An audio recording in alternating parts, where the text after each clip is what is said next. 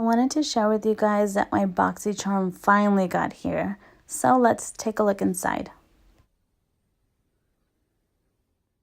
So the theme for this month is La Vie en Rose. So the first thing I pull out is from Wander Beauty. This is a purifying and brightening peel-off mask. I can't wait to try it. Next up from Moda, we have 2 brushes, a powder and a soft glow brush. The rose tone handles are so pretty.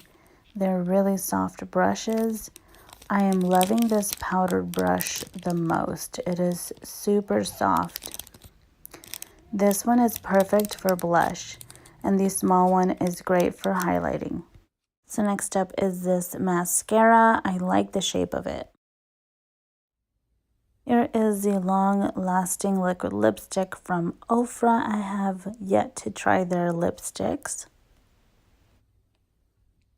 So next up from Cover FX, this is the Perfecture Face Palette. So here is the palette. There's highlighters, a brightener, a finishing powder, a blush, and a contour powder. Although I do notice that the finishing powder does have a little bit of shimmer to it.